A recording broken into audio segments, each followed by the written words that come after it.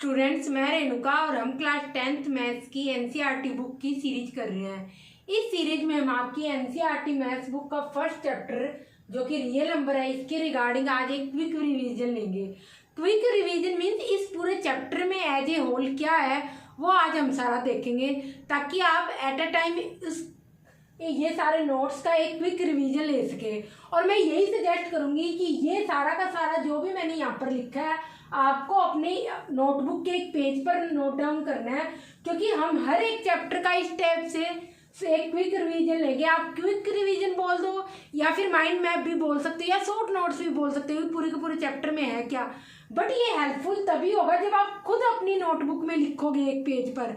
तो ऐसे करके आपके मैथ्स में जितने भी चैप्टर्स है वो हम सारे के सारे शॉर्टली इस टाइप से, जब भी चैप्टर कंप्लीट हो जाएगा इस टाइप से डिस्कशन करेंगे। और सेम इसी टाइप से हम साइंस में करेंगे। तो हम अपने आज का चैप्टर कंटिन्यू करते हैं। सबसे पहले हम यहाँ पर देखते हैं कि टाइप्स ऑफ नंबर्स क्या होते हैं। जब हम नंबर्स की बात करते हैं तो इसमें हम सबसे पहले देखते हैं नेचुरल नंबर्स। नेचुरल नंबर्स में क्या होता है हम देखते हैं 1, 2, 3, लाख, मिलियन, बिलियन, ये सारे के सारे नेचुरल नंबर्स होते हैं। जब हम होल नंबर्स की बात करते हैं तो natural numbers along with zero, तो वो होल नंबर्स कहलाते हैं। इट मीन जीरो के साथ अगर हम नेचुरल नंबर्स ले ले तो वो सारे के सारे होल नंबर्स कहलाते हैं, जैसे 0, 1, 2, ये सारे के सारे, मिलियन, बिलियन सारे। देन हम इंटीजर्स को देखेंगे तो उसमें हम क्या करेंगे, whole numbers along with negative numbers. Negative numbers mean जब किसी नंबर के आगे आप नेगेटिव साइन लगा दे, जैसे -1, -2, और ये डैश का मीनिंग है ये पीछे की साइड भी चल रहा है, क्योंकि नेगेटिव नंबर्स में क्या होगा पीछे की साइड -3, -4, -5, और ऐसे ही आगे की ओर भी चल रहा है 0, 1, 2, मिलियन, बिलियन, सारे के सारे क्या होंगे, इंटीजर्स होंगे। और जब हम रेशनल नंबर्स की बात करेंगे तो रेशनल नंबर्स वो होते हैं जो p/q फॉर्म में लिखे जा सकते हैं। बट मोस्ट इंपॉर्टेंट कंडीशन है कि q नॉट इक्वल टू 0 होना चाहिए इस केस में, बिकॉज नंबर अगर q इज इक्वल टू 0 हुआ तो p/q डिफाइन ही नहीं होगा। तो इसलिए p/q फॉर्म में जो नंबर्स लिखे जा सके वो सारे के सारे रेशनल नंबर्स होते हैं, जैसे कि 2/3 है, 7/3 है, 5/2 है, या 1 है, 0 है, 5 है, ये सारे के सारे क्या है, रेशनल नंबर्स है। क्योंकि 1 को आप कैसे लिख सकते हो 1/1, 5 को आप कैसे लिख सकते हो 5/1, 1 नीचे लगाओ ना लगाओ, 5 को आप कैसे लिख सकते हो 5/1। तो ये भी क्या हुआ एक आप p/q फॉर्म में लिख सकते हो, इसलिए ये क्या है, एक रेशनल नंबर्स है। जब हम इरेशनल नंबर्स की बात करेंगे तो आप यहाँ पर देखोगे वो सारे के सारे नंबर जो p/q फॉर्म में नहीं लिख सकते, जैसे कि √2, √3, √5, √7, √8, इसके अलावा जो मोस्ट इंपॉर्टेंट है पाई, ये भी क्या होगा, एक इरेशनल नंबर्स होगा। और क्यों होगा, क्योंकि इसको भी आप p/q फॉर्म में नहीं लिख सकते। तो इसका हम रीजन देखते हैं कि इरेशनल नंबर जो इस टाइप से होते हैं, रूट में, स्क्वायर रूट में, उन्हीं को हम क्यों बोलते हैं। सबसे पहले हम देखते हैं रेशनल नंबर्स। रेशनल नंबर्स को में जब भी कोई नंबर को हम डिवाइड करेंगे यहाँ पर कुछ ना कुछ क्या आएगा, डेसिमल में आएगा नंबर, डेसिमल में आएगा। तो उस केस में 2 केस यहाँ पे हो सकते हैं, या तो आपको टर्मिनेटिंग डेसिमल्स मिलेंगे रेशनल नंबर्स के केस में, या नॉन टर्मिनेटिंग रिपीटिंग डेसिमल्स मिलेंगे। जब हम टर्मिनेटिंग डेसिमल्स की बात करेंगे तो आप कहोगे टर्मिनेटर का मीनिंग क्या होता है, खत्म होना कोई चीज। तो जैसे कि हमने एक नंबर लिखा 2.35, ये क्या हुआ, एक टर्मिनेटिंग डेसिमल है। टर्मिनेटिंग डेसिमल में डॉट के बाद या डेसिमल के बाद कोई नंबर कितने एक फिक्स डिजिट्स के बाद अगर खत्म हो रहा है तो वो होगा टर्मिनेटिंग डेसिमल। टर्मिनेटिंग मीन्स खत्म होना, इसलिए डेसिमल के बाद अगर एक नंबर के डिजिट्स खत्म होते हैं तो वो हम उसको नंबर को बोलेंगे टर्मिनेटिंग डेसिमल। और वो किसके अंडर में आएगा, रेशनल नंबर के कंसर्ट के अंदर में आएगा। जब हम नॉन टर्मिनेटिंग रिपीटिंग डेसिमल की बात करेंगे तो नॉन टर्मिनेटिंग मीन डेसिमल के बाद नंबर खत्म नहीं हो रहा, सारा का सारा रोल यहाँ डेसिमल के बाद है। जैसे कि आप लिख लो 2/35 इस टाइप में, या फिर आप कोई और अदर नंबर लो लो, ये तो हमने अभी यहाँ पर लिखा है, फिर कहीं आप कंफ्यूज ना हो जाओ। जैसे कोई आप यहाँ पर ले लो 3.47 और ये बार लगा दिया, तो इसका मीनिंग क्या होगा, नॉन टर्मिनेटिंग रिपीटिंग डेसिमल बोलेंगे। बिकॉज सबसे पहले तो नॉन टर्मिनेटिंग, क्योंकि ये नंबर डेसिमल के बाद खत्म नहीं होगा। तो इस नंबर को आप इस तरीके से भी लिख सकते हैं, यहाँ पर 3.4747 dash dash dash. It means ये नंबर क्या है, डेसिमल के बाद 474747 का क्या हो रहा है, यहाँ पर रिपीट हो रहा है इनटू डिजिट्स का, और नॉन टर्मिनेटिंग है क्योंकि डेसिमल के बाद नंबर खत्म भी नहीं हो रहा, तो इसलिए इस टाइप के नंबर्स को क्या बोलेंगे हम, नॉन टर्मिनेटिंग रिपीटिंग डेसिमल से बोलेंगे। और ये दोनों के दोनों रेशनल नंबर्स में काउंट होंगे, क्योंकि इन दोनों ही केस में हम नंबर को क्या लिख सकते हैं, p/q फॉर्म में लिख सकते हैं। जबकि इर्रेशनल नंबर्स की जब हम बात करेंगे तो non terminating non repeating decimals की बात करेंगे। नॉन टर्मिनेटिंग मीन्स जब नंबर खत्म भी ना हो रिपीट भी ना हो। जैसे कोई मैंने बोला, जैसे हम पाई की वैल्यू लिखते हैं तो 3 पॉइंट, या आप ऐसे करके लिख लो, pi is equal to 3 point, क्या होती है वह पाई की वैल्यू बताओ, पाई की वैल्यू होती है इज इक्वल टू 3.14 डैश आगे चलती जाती है। तो जब आप देखोगे अब इसमें क्या है, देखो डेसिमल के बाद नंबर क्या हो रहा है, डिजिट्स खत्म नहीं हो रहे, तो नॉन टर्मिनेटिंग हो गया। नॉन रिपीटिंग मीन्स कोई भी डिजिट अगर आप आगे की भी इसके देखोगे तो कोई भी डिजिट रिपीट नहीं हो रहा। और डेसिमल क्यों, क्योंकि डेसिमल में आ रहा है नंबर, इसलिए इर्रेशनल नंबर सारे के सारे वो होते हैं जो कि non terminating non repeating decimals होते हैं। तो इन नंबर्स को हम p/q फॉर्म में नहीं लिख सकते। तो आप कहोगे p/q फॉर्म में क्यों नहीं लिख सकते, बिकॉज इन नंबर्स को आप इस तरीके से कंप्लीटली जब भी आप लिखोगे तो ना तो वो रिपीट होगा उसमें डेसिमल के बाद डिजिट्स, और ना ही वो क्या होंगे, टर्मिनेट होंगे। तो इसलिए आप इनको p/q फॉर्म में नहीं लिख सकते। तो फिर आप पूछोगे हम पाई को क्यों यहाँ पर, जब पाई इज इक्वल टू क्या लिखते हैं 22/7, ये कैसे लिख सकते हैं जबकि ये एक इर्रेशनल नंबर्स है।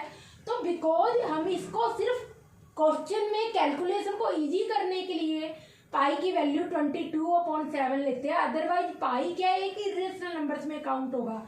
और इसके अलावा यहाँ पर आपको √2, √3, √5 इन सब की वैल्यू भी पता होनी चाहिए। एटलीस्ट इन 3 नंबर्स की तो स्क्वायर रूट की वैल्यू पता ही होनी चाहिए एग्जाम में।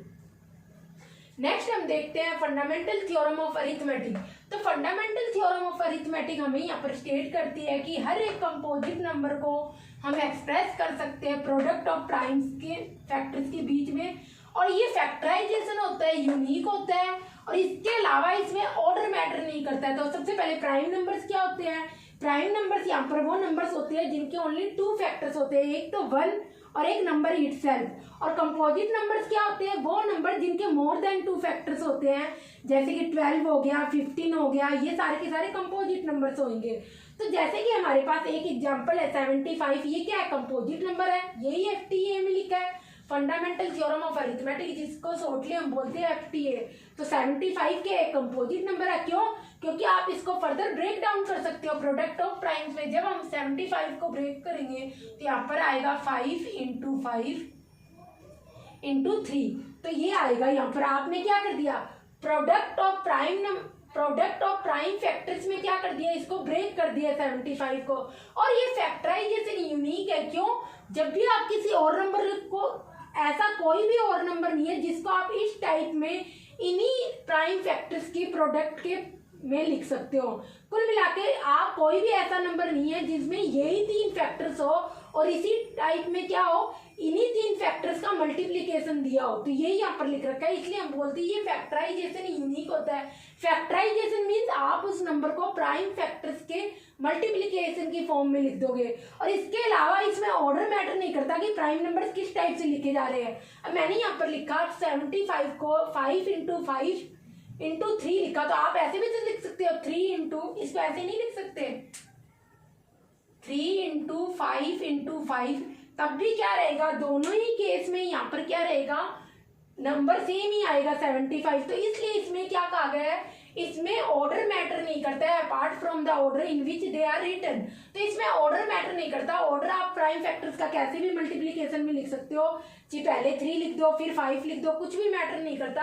पर वो होगा क्या, हमेशा वो फैक्टराइजेशन हमेशा यूनिक होगा। और फैक्टराइजेशन मीन्स किसी नंबर को ब्रेक करके उसके प्राइम फैक्टर्स के मल्टीप्लिकेशन की फॉर्म में लिखना। इसके बाद हम देखते हैं यहाँ पर HCF और LCM के रिगार्डिंग बात करते हैं। तो HCF क्या होता है, 2 या कोई भी नंबर्स का स्मॉलेस्ट पावर क्या होती है, जैसे हमें यहाँ पर 2 नंबर्स दिए हैं, तो जब हम HCF की बात करेंगे, हाईएस्ट कॉमन फैक्टर की बात करेंगे, तो उस केस में हम देखेंगे जो भी गिवन नंबर्स का कॉमन प्राइम फैक्टर होता है उसमें हर एक कॉमन प्राइम फैक्टर की स्मॉलेस्ट पावर लेते हैं एचसीएफ के केस में। तो मोस्ट इंपॉर्टेंट है कि एचसीएफ की जब हम बात करेंगे तो यहाँ पर आप स्मॉलेस्ट पावर लोगे हर एक कॉमन प्राइम फैक्टर की, जो भी नंबर दिए हुए हैं। जबकि आप एलसीएम की बात करेंगे जो कि क्या होता है, लीस्ट कॉमन मल्टीपल।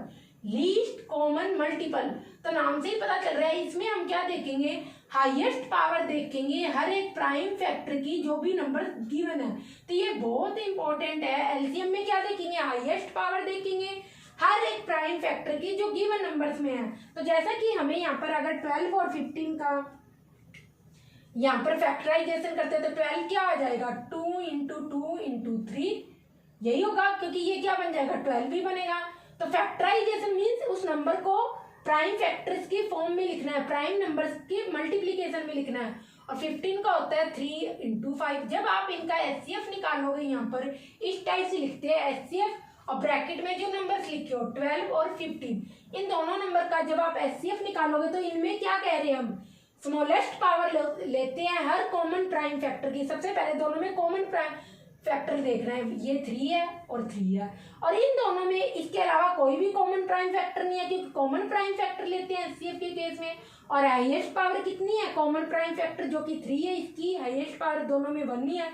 तो यहाँ पर एचसीएफ क्या हो जाएगा, इन दोनों का 3 हो जाएगा। जब हम एलसीएम की बात करेंगे तो एलसीएम के केस में हम ऐसे लिखते हैं, एलसीएम और ब्रैकेट में जो भी नंबर्स होते हैं 2, 3, या फिर 2 नंबर्स की बात करें हम 2 ही लिखेंगे। तो एलसीएम के केस में हमने क्या कहा है, highest power each prime factor लेते हैं गिवन नंबर्स की। तो सबसे पहले हम क्या करेंगे, यहाँ पर 2 लेंगे, 2 की क्या करेंगे, हाईएस्ट पावर देखेंगे। तो यहाँ पर 2 की पावर क्या होगी, 2 इंटू 2 टाइम्स लिखा तो 2 स्क्वायर, आप इसको ऐसे भी तो लिख सकते हो ना, 2 स्क्वायर इंटू 3। तो आप इसमें क्या देखोगे, 2 की क्या है, इसमें हर प्राइम फैक्टर लेते हैं, कॉमन होने की कोई जरूरत नहीं है। तो 2 की स्क्वायर है यहाँ पर, और यहाँ पर 2 है नहीं, पर एलसीएम के केस में हम क्या लेते हैं, हर प्राइम फैक्टर लेते हैं। तो यहाँ पर 2 स्क्वायर है और यहाँ पर 2 की कोई भी पावर नहीं है।